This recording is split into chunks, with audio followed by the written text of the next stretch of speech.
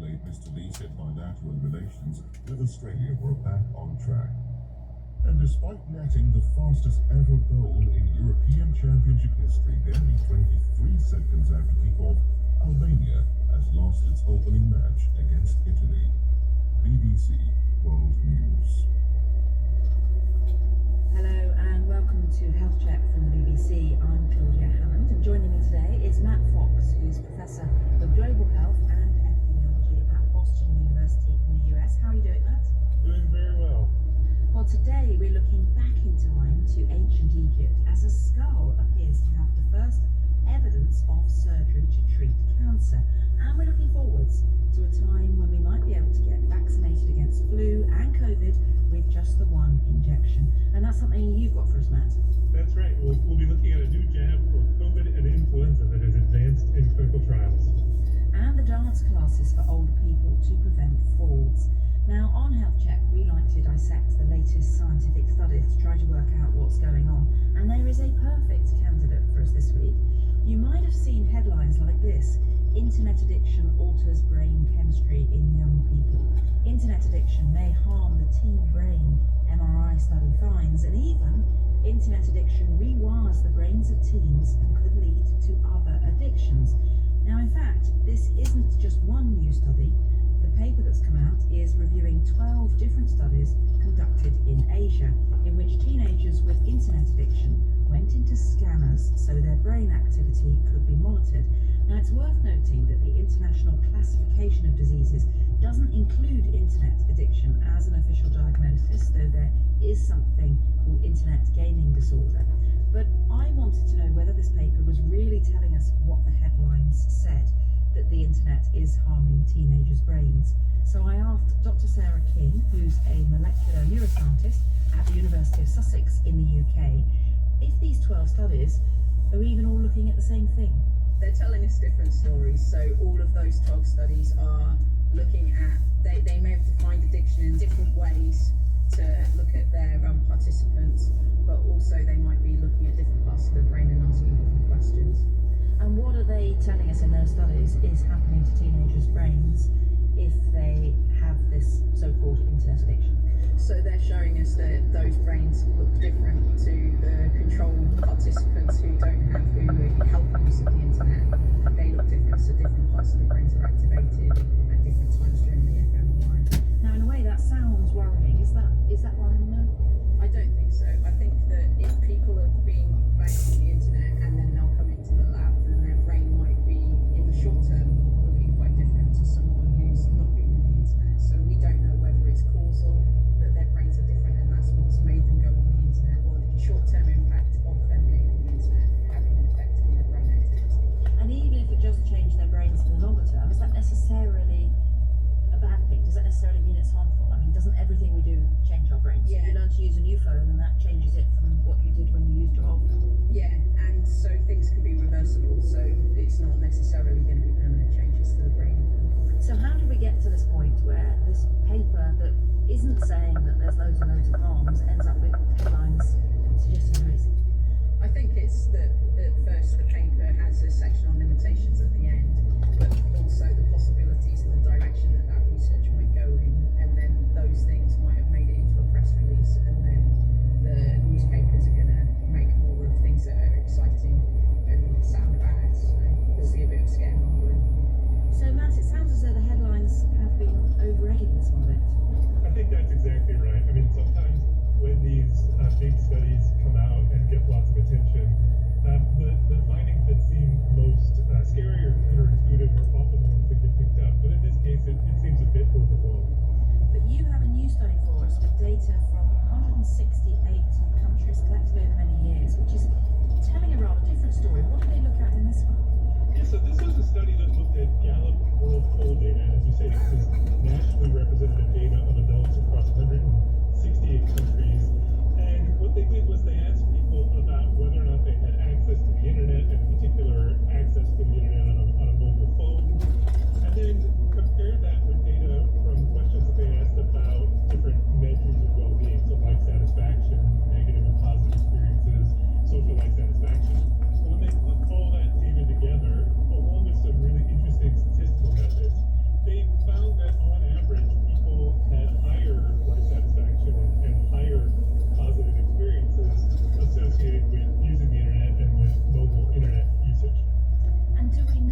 that's not because, say, people with internet access might have higher incomes or more opportunities generally, especially in global terms. Maybe it wouldn't be surprising that their life satisfaction and well-being might be higher. We don't know that. So the authors clearly were aware of that as a possibility, and they did some statistical analyses to try and create populations that would be comparable to each other. But these things are really hard to tease out, and they had limited data to be able to do that. So I think it's still an open question as to whether or not this is a real causal effect or whether this is really just looking at some associations with other factors. It is quite unusual, though, to see a study that's positive about the internet for a change. I think that's right. I mean, the internet is not just one thing, and there's lots of different studies that show both benefits and harms. And I think that's not too surprising because there will be, for some people, ways in which the internet allows you to bring people together and create connections that they wouldn't have had otherwise. And for others, there will be harm. And most of the time, we're really looking at the balance of those factors. Sometimes that'll be positive, and sometimes that'll be negative. And I guess the thing is that it seems to be hard to do these studies, really, to work out exactly what is really going on and what really does harm and what doesn't. Exactly. So the gold standard for these kind of studies would be a randomized trial where you randomly assign some people to use the internet or not. But we live in a world where that is just as impossible. Everyone, or most people, I should say, have access to the internet, and so doing a study like that would be really difficult to do. Yeah, I don't think you're going to get a lot of people volunteering for a study where they might be stopped from using the internet altogether and then followed up for many, many years. That's true. Thank you for that, Matt, and do stay with us. Now we are going back in time, 4,000 years to ancient Egypt, because discoveries about 2 skulls from that time might be about to change our views on ancient medicine. Dr. Edgard Camaros, a paleopathologist at the University of Santiago de Compostela in Spain, has found evidence that the skulls showed signs of cancer, and one of them of treatment for that cancer. I asked him what was known before this about the medical knowledge of cancer in ancient Egypt. So we have the Edmonds Leaf papyrus, which are about 3,600 years old. And this is a compilation of 48 cases. And the very interesting case is number 45, where actually they describe for breast cancer. So the ancient Egyptians, they recognize what we nowadays call cancer, however they call it something like tumors. And the interesting thing is that when they say what might have been the potential treatment, they say there is no cure.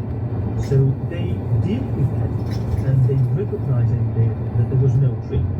And that seems a bit different from what you seem to have seen. So you've studied 2 skulls from different time periods. What were you looking for? So we're very interested in how cancer evolves. So what we've been looking at in different places around the world, looking how these disease reflects on bones. And specifically on that ancient Egyptian skulls from the Duckworth collection in Cambridge, we saw that 2 individuals, a male and a female, and the female suffering from a possible osteosarcoma, and the male suffering from a metastatic cancer that comes from a nasopharyngeal carcinoma.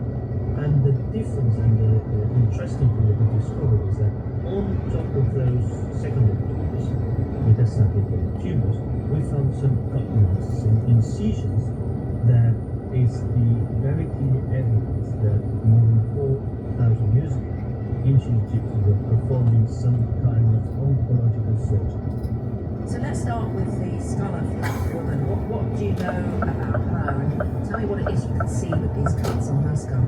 So we're talking about a female individual, around more than 50 years old, which is very, very old for that time. And she previously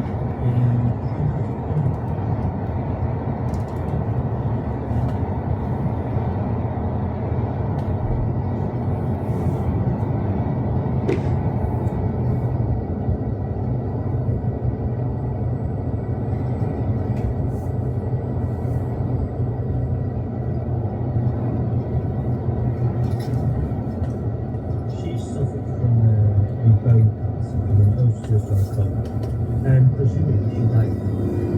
And this is interesting from a point of view because it shows these boundaries of ancient Egyptian medicine that we were talking about. So they were capable of positively dealing with skull fractures, but when it comes to cancer, there is a clear limitation concerning their medical knowledge. And what about the skull of the man? What do we know He was around 30, 35 years old, and he suffered from a nasopharyngeal carcinoma.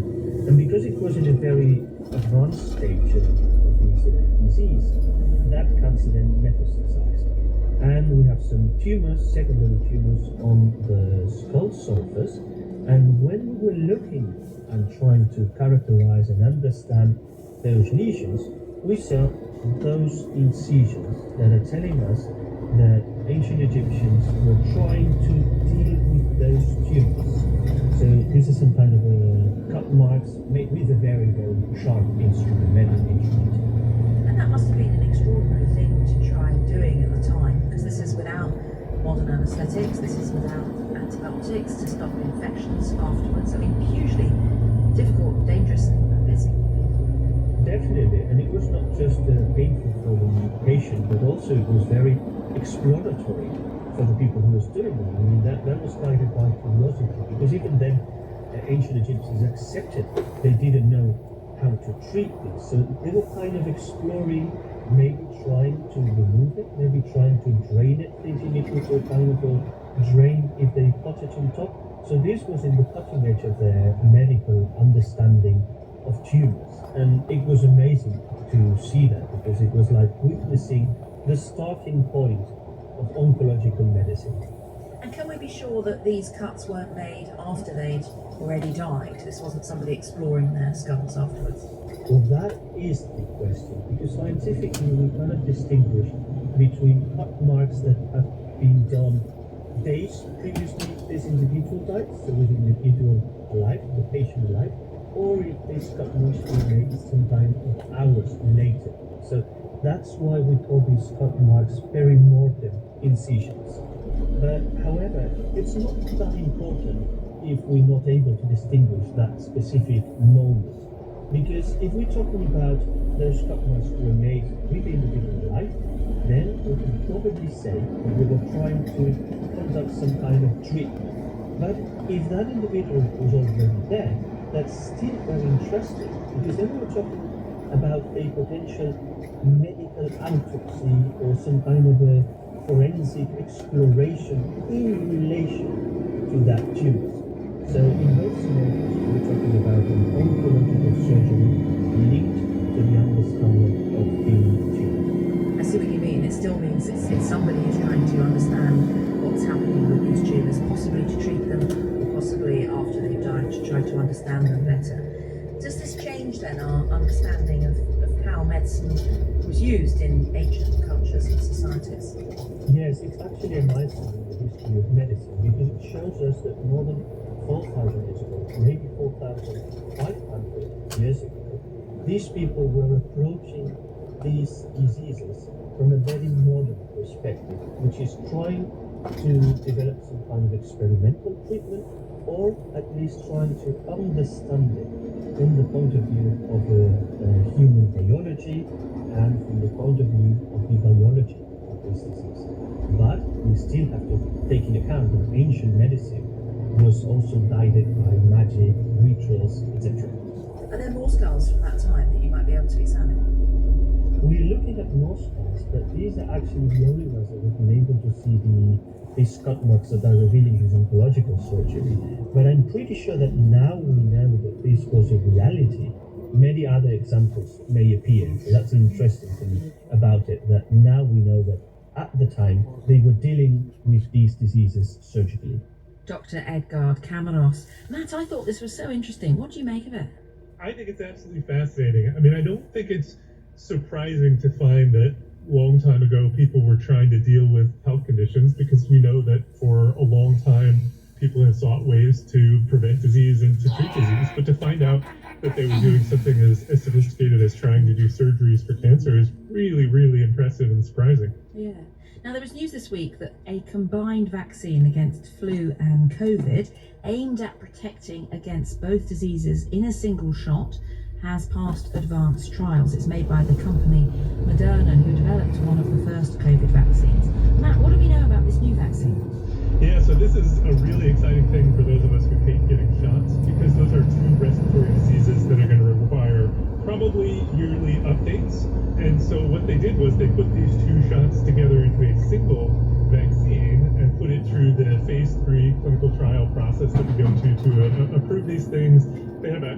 patients and volunteers, and they showed that this vaccine produced very effective antibody responses to both conditions.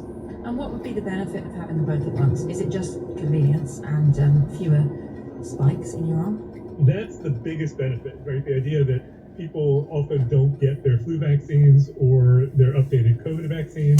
So if you can combine them into one, you increase the chances of getting more people vaccinated. It does become tricky because you have to make sure that the vaccines don't in any way interfere with each other. But in this case, they both look to be quite effective.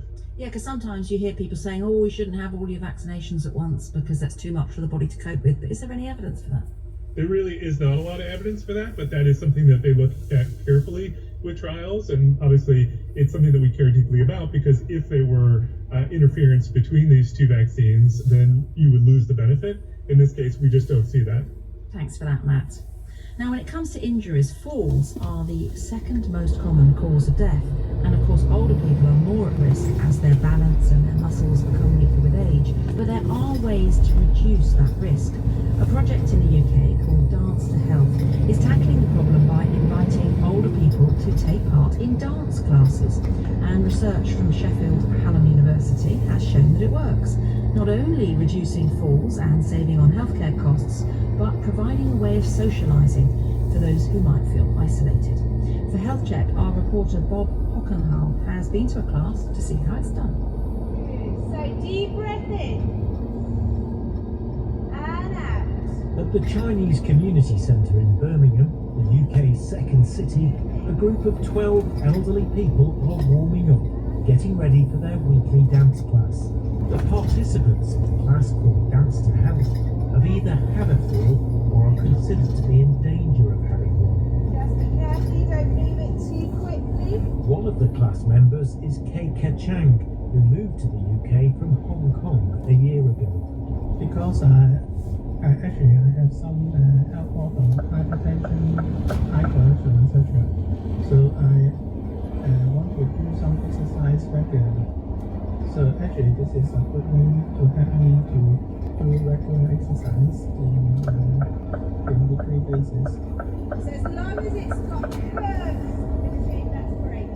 The exercise is not very stressful, but it's helped me to move our joints, the hand, the legs, and the whole body. So I think it's helped me to keep me in a more balance, letting me less chance to fall or to have accidents in the home, etc. The natural aging process means older people are at greater risk of having a fall due to balance problems, muscle weakness, and poor vision. And if it happens, a fall can be a serious threat to an older person's health, well-being, and independence, causing pain, distress, and loss of confidence. Roughly half of falls in older individuals result in an injury such as a broken bone or a head injury, but they can also be catastrophic. Falls are the most common cause of injury-related deaths in people over 75. The key to Dance to Health is prevention. Try and find that turn. The instructor of the Chinese Community Centre class is Jenny Murphy, a former ballet dancer now trained in postural stability. We focus on kind of balance, strength, mobility, all those things that are really important to help stop falls from happening.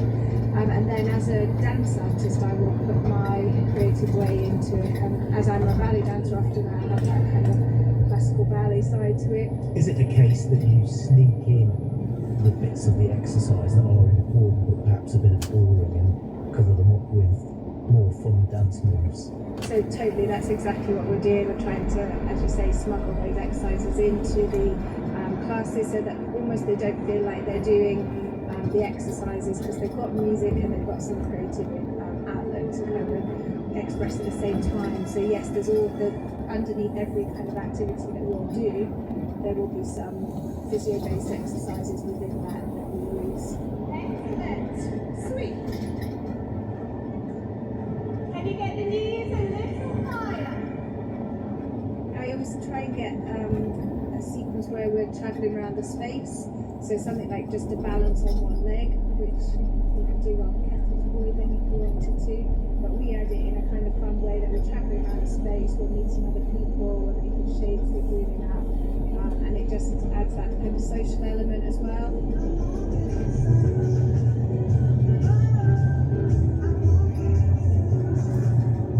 Among those at today's class is 79-year-old Lisa Chen, who has had a fall. She speaks very little English, so through an interpreter, she tells me what's happened.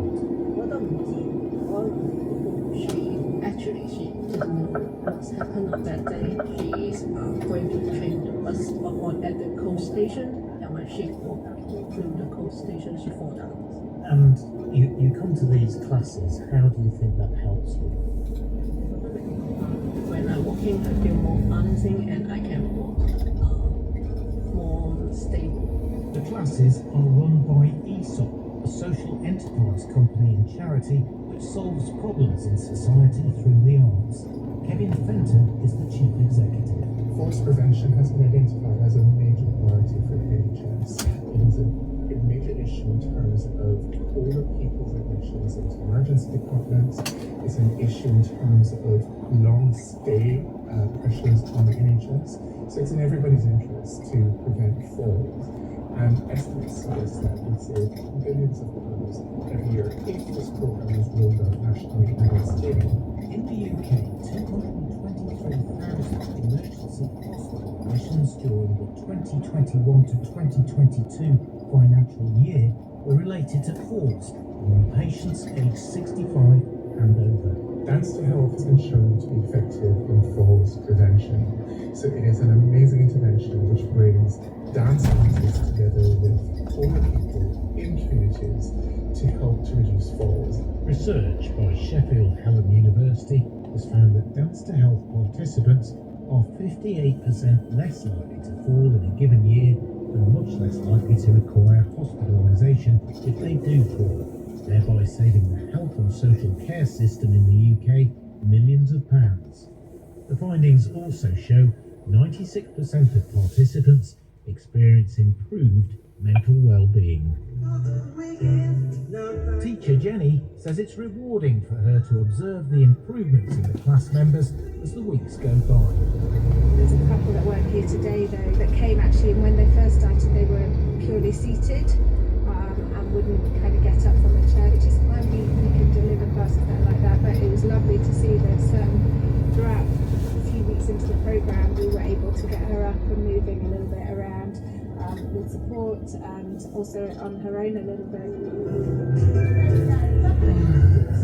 And if you can, as many different levels. Some of it is purely kind of confidence as well. They can get so stuck in that actually they can't do it anymore, when actually physically that if they get up and try it and they have the confidence to do it, it can happen. But it's not just about the physical side, there's the whole kind of the mental kind of the social side of things, the idea of being kind of meeting other people in groups, being very social within the sessions. At the moment, Dance to Health, which is funded by local councils and the National Health Service, is only operating in certain parts of the UK. As the benefits become more apparent, teachers hope other areas will take up the idea, improving the health of the elderly and helping to reduce the cost of falls to society. Bob Hockenhull reporting. This is Health Check from the BBC. I'm Claudia Hammond and Professor Matt Fox is still with me. That sounds like fun, doesn't it? Oh, it sounds like tremendous fun. Now, Matt, we were talking at the start of the show about what to make of the differing findings on internet use. And in that case, it was the interpretation, perhaps, which left something to be desired. And of course, with any studies, you want to know as well that they are accurate. And there's this new bug bounty program that's being launched to try to improve the accuracy of scientific papers. What is a bug bounty? Yeah, bug bounty is the idea of paying people to go and look at published research findings and try to identify any errors in them, particularly errors around ways in which the coding or the data would have gone or the statistical analysis, to try and identify places where the findings may not be as robust as we think they are. And this comes from an idea that's been used in the tech industry. That's right. So tech industry has used this to try and find vulnerabilities in their systems, in their software. This idea would be to try and find vulnerabilities in the scientific literature. And it's really, I think, a positive development because the process of doing a scientific study is complex. And when you get to the point of doing actual data analysis, there are lots of ways that things can go wrong. And we've developed systems where we do things like code checking, where two people within a team will try and check each other's code. But, errors still do get through, and we want to make sure we find those and correct them. And so this is being run by the University of Bern in Switzerland, and the people who are doing the checking, who are kind of volunteers, I guess, can actually earn big bonuses if they find things. That's right. So they're paying them roughly in the neighborhood of $1,000 for each paper that they review, with increases for any errors that they find, particularly scaled to the magnitude of the importance of the errors that they find. Given that the challenges we often have with these kinds of things is nobody is willing to pay somebody to do them, and the investigators themselves have no incentive to do this on their own. I think paying people to do this represents a real advance in our ability to find errors. Well, it'll be interesting to see if it works. Thank you very much, Matt Fox from Boston University in the US for joining us today. And thanks to the producer Dan Welsh and our studio engineer Sue Mayo. I'm Claudia Hammond, and in the next episode of Health Check from the BBC, we hear about the upcoming ruling on medication that's become a flashpoint in the ongoing fight over abortion care in the US. This is the BBC World Service with a winning story from the International Radio Playwriting Competition. Brian Gonzalez is a retired calypso singer, but his quest for glory is signed by an unseen force. Why are my outfits always missing? Why my music sheets always end up in None of these things is true. The Mighty Corbu at bbcworldservice.com or wherever you get your BBC podcasts. In 60 minutes, from our own correspondent. She left J.J. Rowling's Ghana with a sticking out collarbone because of the hunger. In the UK, she worked hard to send money back. She missed her children. Now, after decades, she's gone back to Ghana. Does it feel like home? This is the BBC World Service, the world's radio station.